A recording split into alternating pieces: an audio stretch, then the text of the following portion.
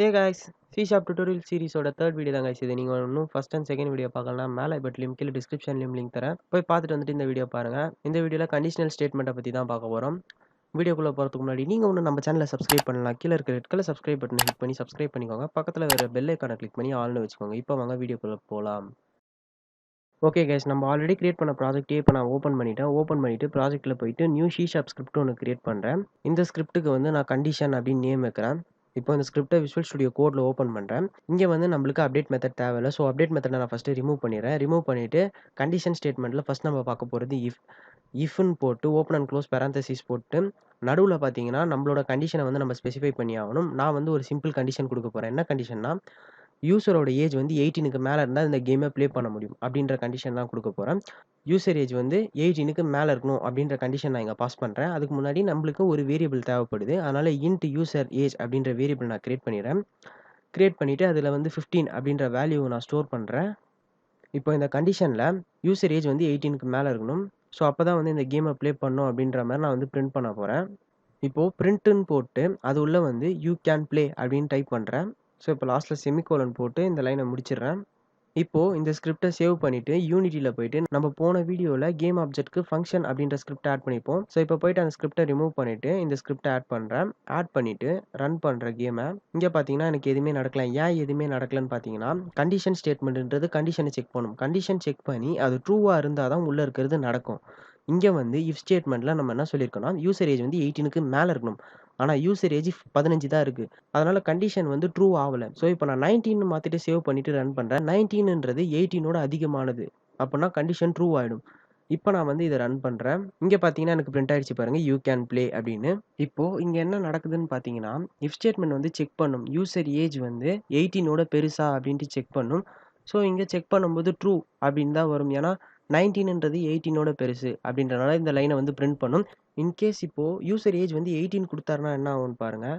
இங்கே பார்த்தீங்கன்னா எனக்கு எதுவுமே நடக்கல. ஏன் எதுவுமே நடக்கலன்னா, 18 வந்து 18ஓட பெருசா கிடையாது. 18ம் ஈக்குவல். ஸோ அதனால் என்ன நடக்கும்னு பார்த்தீங்கன்னா, இந்த ஸ்டேட்மெண்ட் வந்து ஃபால்ஸ் அப்படின்னு குடுக்குறனால இந்த லைனை வந்து பிரிண்ட் பண்ணாது. இன்கேஸ் உங்களுக்கு பிரிண்ட் பண்ணணும் அப்படின்னு நினச்சிங்கன்னா, அதாவது யூசர் ஏஜ் 18ஆ இருந்தாலும் யூ கேன் ப்ளே அப்படின்னு பிரிண்ட் பண்ணணும்னு நினச்சிங்கன்னா, நீங்கள் இந்த லெஸ்ஸர் தென் சைன் பக்கத்தில் ஈக்குவல் டு ஆப்பரேட்டர் யூஸ் பண்ணிங்கனாலே போதும். ஸோ யூசர் ஏஜ் 18ஆ இருந்தாலும் அதுக்கு மேலேயா இருந்தாலும் யூ கேன் ப்ளே அப்படின்றது பிரிண்ட் ஆகும். ஸோ இப்போ நான் ஈக்குவல் டு ஆப்பரேட்டர் யூஸ் பண்ணிவிட்டு சேவ் பண்ணிவிட்டு ரன் பண்ணுறேன். இங்கே பார்த்தீங்கன்னா எனக்கு பிரிண்ட் ஆகுது. இப்போ நீங்கள் வந்து யூசர் ஏஜ் வந்து 18ஆ இருந்தா அவருக்கு நான் தனியா பிரிண்ட் பண்ணணும் அப்படின்னு நினைச்சீங்கன்னா, எல்ஸ் இஃப் ஸ்டேட்மெண்ட் யூஸ் பண்ணிக்கலாம். இஃப் ஸ்டேட்மெண்ட் மாதிரி தான் எல்ஸ் இஃப்பும். பட் இஃப் நடந்து எல்ஸ் இஃப் நடக்கும். ஸோ இஃப்ல வந்து அது வந்து ட்ரூ ஆகி நடக்கலனா எல்ஸ் இஃப்ல செக் பண்ணும். எல்ஸ் இஃப்ல ட்ரூ ஆயிடுச்சுன்னா அது நடக்கும்.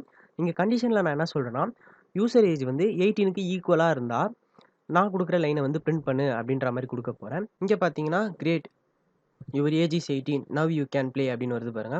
ஸோ இப்போ உங்களுக்கு if statement else if statement எதுக்கு யூஸ் பண்ணுறது ஓரளவு புரிஞ்சிருக்கும். ஸோ புரியலனாலும் பரவாயில்ல, இனிமேல் நம்ம போடக்கூடிய டுட்டோரியல்ஸ் எல்லாம் பாருங்கள், கண்டிப்பாக புரியும்.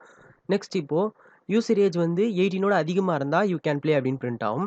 யூசர் ஏஜ் வந்து 18க்கு ஈக்குவல் டுவாக இருந்தால் great your age is 18 now you can play அப்படின்னு பிரிண்ட் ஆகும். இப்போது யூசர் ஏஜ் வந்து 18ம் இல்லாமல் 18க்கு அதிகமாகவும் இல்லாமல் இருந்தால் நம்ம வந்து ஒரு கண்டிஷன் கொடுக்கலாம். இந்த எல்ஸ் ஸ்டேட்மெண்ட் என்ன பண்ணணும்னு பார்த்தீங்கன்னா, இஃப்பும் ஃபால்ஸாக இருந்து எல்ஸ் இஃப்பும் ஃபால்ஸாக இருந்ததுன்னா இந்த எல்ஸ் ஸ்டேட்மெண்ட் நடக்கும்.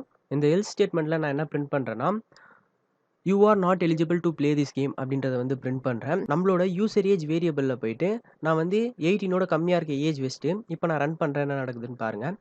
இங்கே பார்த்தீங்கன்னா யூ ஆர் நாட் எலிஜிபிள் அப்படின்னு வந்திருக்கு. ஏன் அப்படின்னு வந்திருக்குன்னா, இந்த கண்டிஷனில் என்ன சொல்லியிருக்குன்னு பார்த்தீங்கன்னா, யூசர் ஏஜ் வந்து 18ஓட அதிகமாக இருந்தால் நீங்கள் ப்ளே பண்ணலாம் அப்படின்னு சொல்லியிருக்கும்.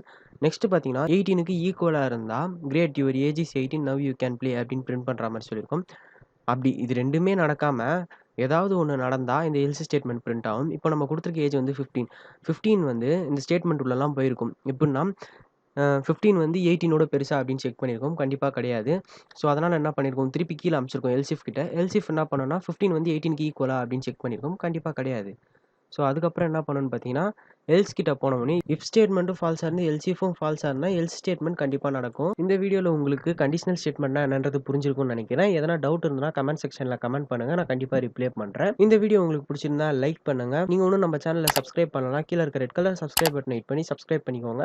உங்களை அடுத்து ஒரு ஆசமான வீடியோவில் சந்திக்கிறேன் கைஸ். சியர்ஸ்.